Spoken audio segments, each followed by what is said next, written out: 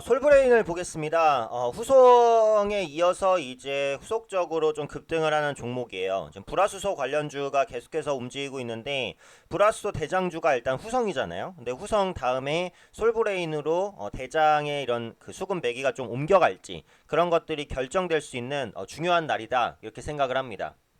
그래서 일본의 그 반도체 소재 규제 때문에 지금 굉장히 많은 이슈들이 나오고 있어요. 전에도 말씀을 드린 대로 일본에 대한 그 에칭가스, 불화수소 의존도가 높았는데 이것을 국산시킬 것이다.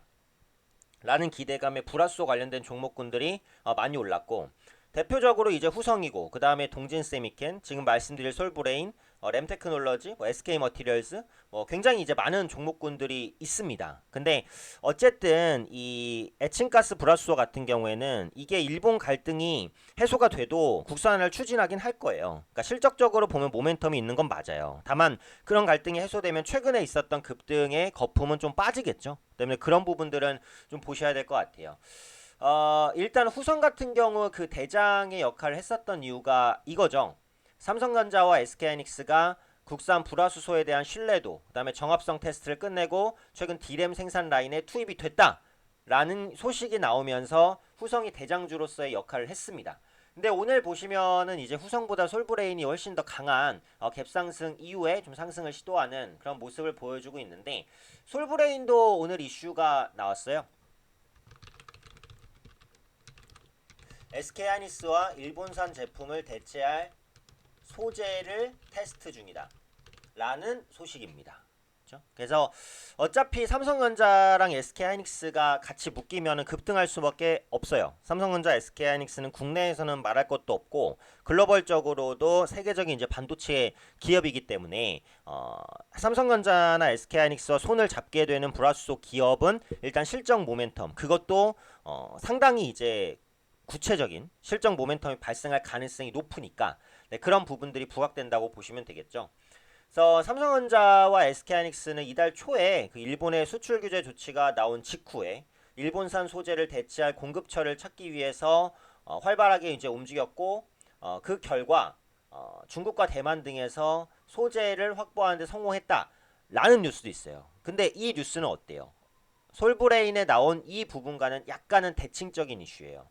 그러니까 이게 보시면은 일본의 반도체 소재 수출 규제 이거는 지금 당장은 단기간에 끝날 것으로 보여지진 않잖아요. 그렇죠?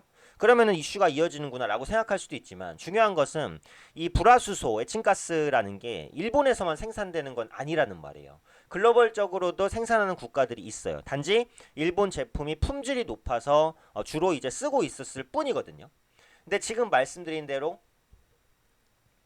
중국이라든지 대만이라든지 혹은 뭐 러시아도 얘기가 나오잖아요. 이런 국가에서 반도체 소재를 대체할 수 있다라는 얘기도 나오고 이 부분들은 어때요? 최근에 급등하는 솔브레인이나 후성과 같은 그 불화수소 관련된 종목에는 일단 악재가 될 수 있는 거거든요. 그러니까 결국은 이제 대체주 찾기 싸움이라고 보셔야 되는 게 맞아요. 근데 물론 중국이나 대만 등에서 그 이런 불화수소나 이런 것들을 대체한다고 해서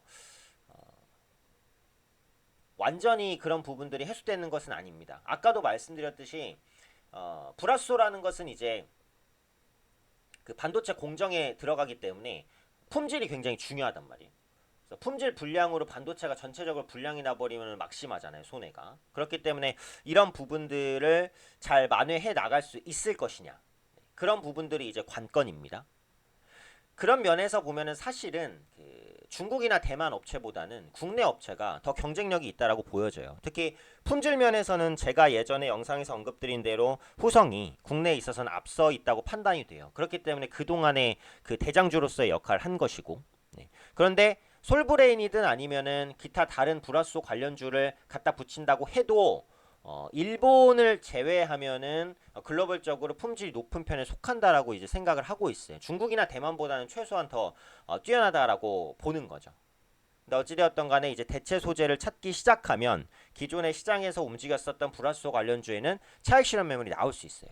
그렇기 때문에 그런 부분들은 주의를 하셔야겠죠. 그래서 불화수소 테마주가 당분간 끝날 테마는 아니라고 보이기는 하지만 대체 관련된 얘기가 나올 때마다 투자 심리가 악화될 수 있기 때문에 네, 그런 부분들은 주의를 하시면서 보셔야 될 것 같아요. 어쨌든 오늘의 관건은 불화수소 관련주가 후성에서 솔브레인으로 넘어가는지 이 여부입니다. 지금 SK하이닉스와 일본산 제품 대체 소재 테스트 관련된 이슈가 일단 기본적으로 한번 나왔기 때문에 앞으로 나오는 추가적인 이슈가 이슈에 따라서 관련된 모멘텀들이 부각될 것으로 보이니까 불화수소 관련된 종목군들은 두 가지 이슈인 것 같아요. 결국은 삼성전자, SK하이닉스가 국내 불화수소에 대한 비중을 확대하기로 했다, 혹은 쓰기로 했다, 이런 이슈가 나오는 것, 이런 것들은 이제 불화수소에 긍정적인데, 중국이 됐든 대만이 됐든 러시아가 됐든 어쨌든 해외에서 확실한 대체처를 찾았다라는 이슈가 나오면은 이건 이제 불화수소 관련주의 악재가 될 수 있으니까 모멘텀이 어느 쪽으로 조금 더 포커스가 맞춰지는지, 네, 이런 부분들을 보시는 게 지금의 불화수소 관련주를